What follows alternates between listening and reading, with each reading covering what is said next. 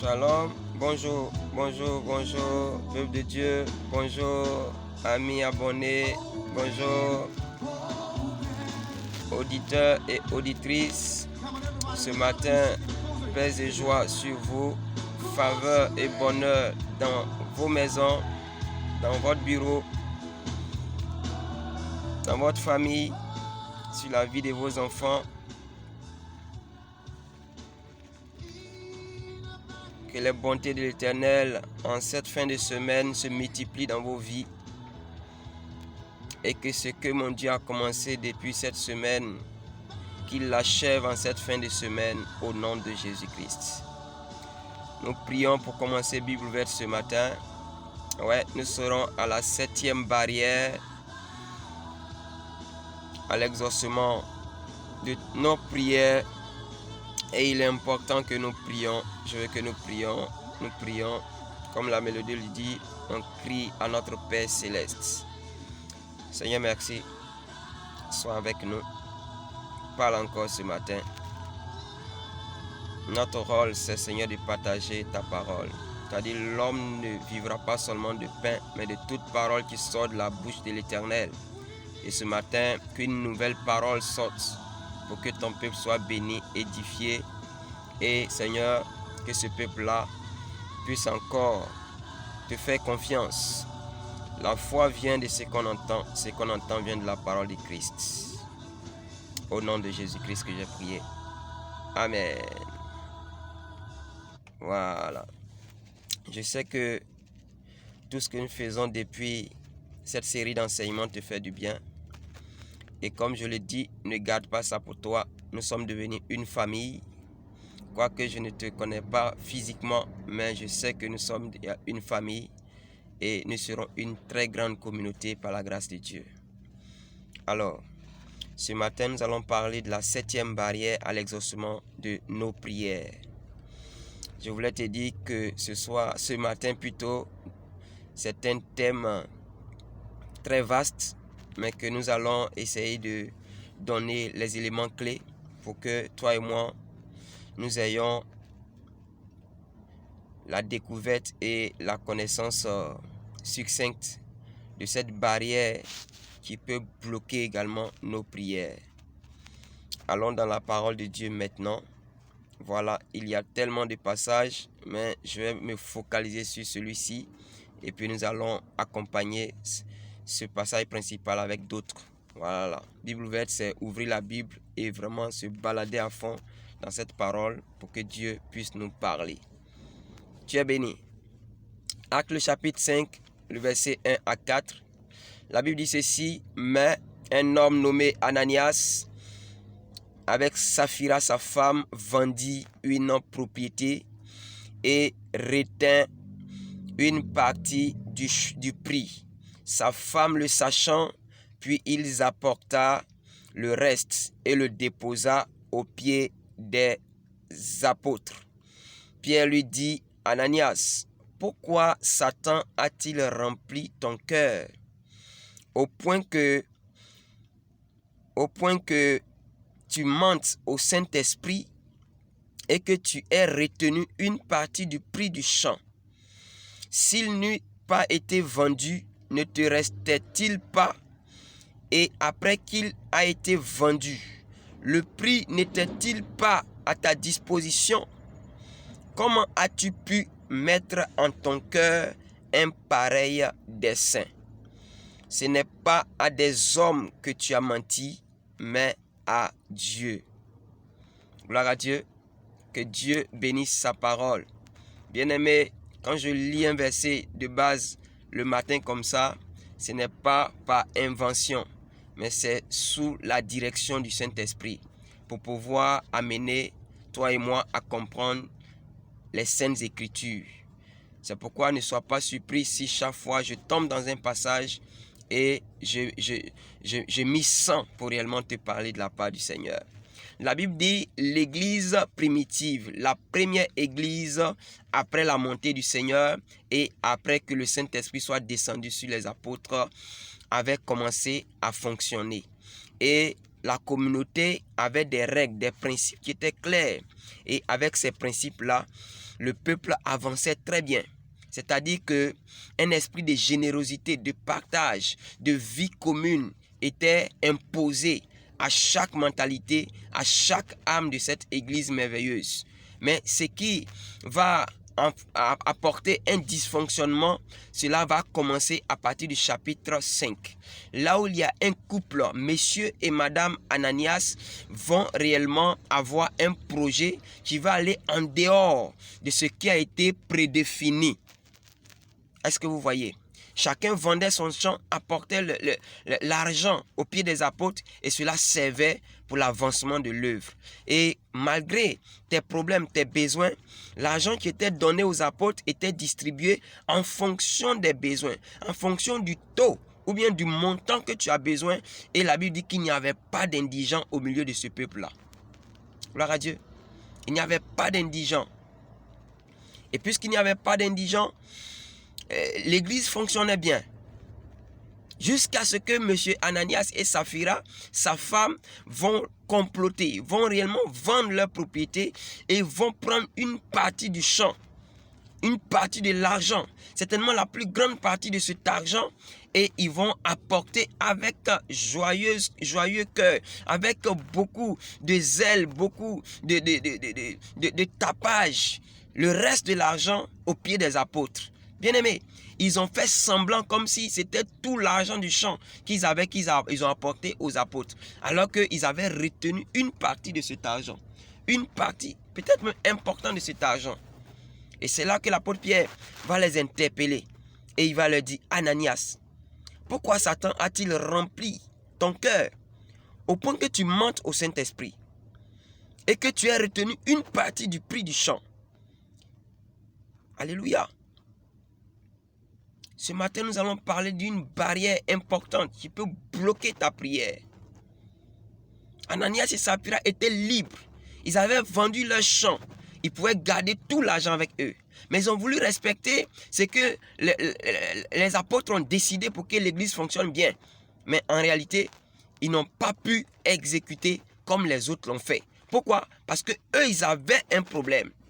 Ils avaient un problème. Ils avaient un problème avec l'argent. Ils avaient un problème avec réellement leur patrimoine.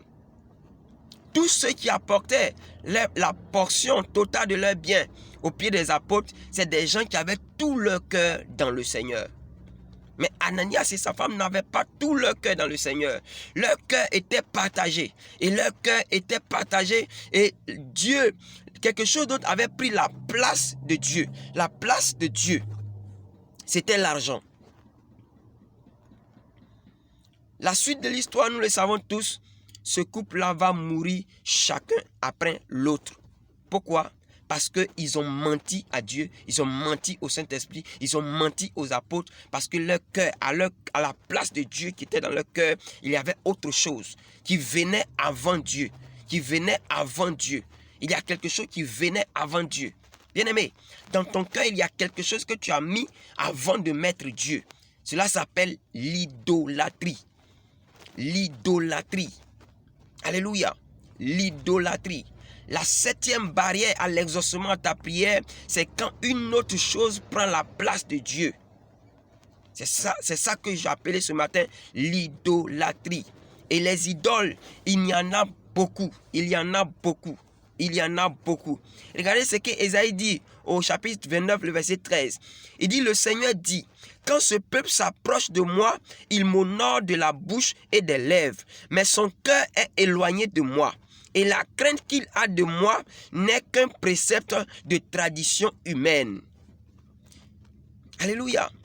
Ce peuple m'honore du bout des lèvres, mais son cœur est éloigné de moi.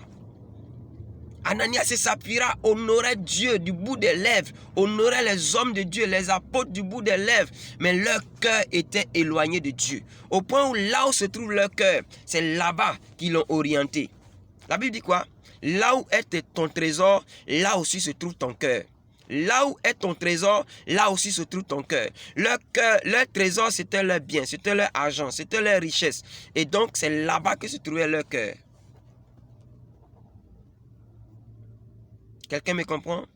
Bible ouverte ce matin est venue te dire que l'idolâtrie, quand quelque chose d'autre prend la place de Dieu, c'est cette chose-là qui va bloquer la manifestation de Dieu. Allons un peu plus devant, tu vas mieux me comprendre. Regardez, une idole c'est quoi? Une idole c'est une chose, c'est une activité, c'est toute personne qui prend ou entre en concurrence avec la place suprême de Dieu dans notre vie, c'est-à-dire dans notre cœur. S'il y a une chose qui prend la place de Dieu, c'est une idole. S'il y a une activité qui prend la place de Dieu, c'est une idole. S'il y a une personne dans ta vie qui coûte cher plus que Dieu, c'est une idole. C'est pourquoi j'ai dit quoi?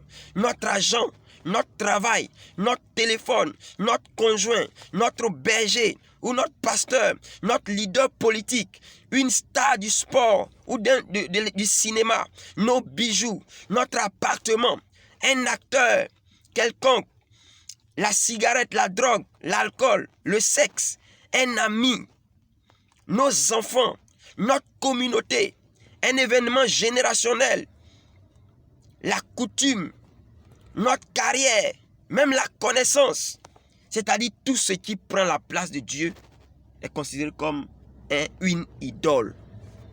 Alléluia. Bien-aimé, la Bible est claire.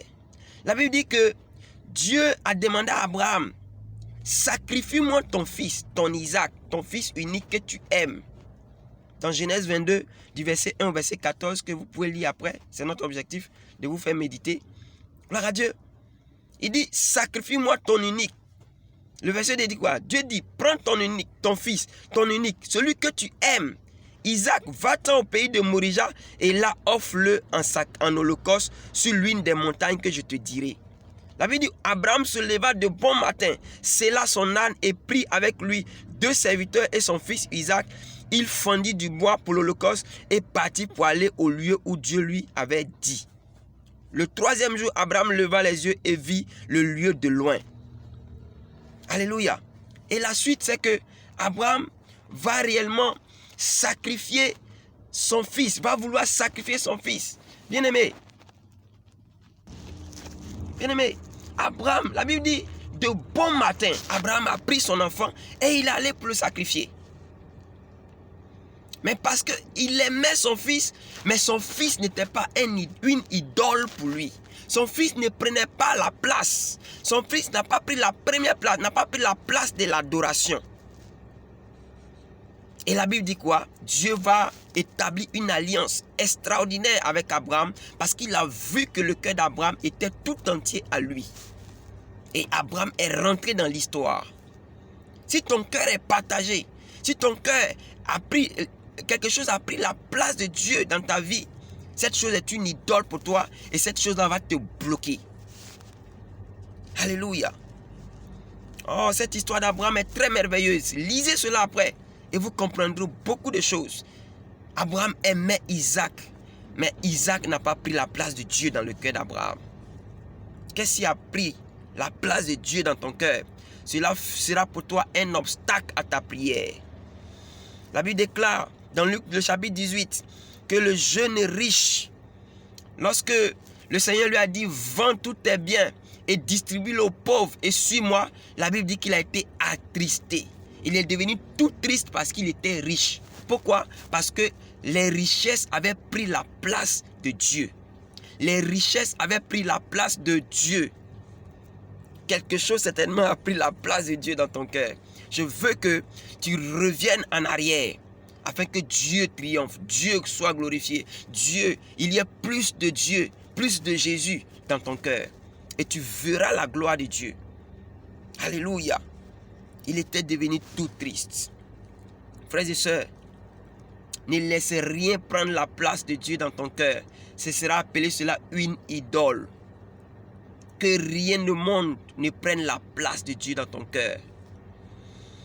La Bible dit dans le livre d'Ésaïe, le chapitre 42, à partir du verset 8, il dit: je suis l'Éternel, c'est là mon nom. Et je ne donnerai pas ma gloire à un autre, ni mon honneur aux idoles. Je suis l'Éternel, c'est là mon nom. Et je ne donnerai pas ma gloire à un autre, ni mon honneur aux idoles. Voici, les premières choses se sont accomplies, et je vous en annonce de nouvelles avant qu'elles n'arrivent. Je vous les prédis. Regardez le verset 10. Il dit: chantez à l'Éternel un cantique nouveau. Chantez ses louanges aux extrémités de la terre. Vous qui voguez sur la mer et vous qui la peuplez. Îles et habitants des îles, que le désert et ses villes élèvent la voix, que les villages occupés par Kédar élèvent la voix, que les habitants des rochers tressaillent d'allégresse, que du sommet des montagnes retentissent des cris de joie, qu'on rende gloire à l'Éternel et que dans les îles on publie ses louanges. La Bible est claire. Ce que tu dois comprendre ici, c'est que pour briser cette barrière, tout ce que tu as à faire, c'est de revenir à l'adoration.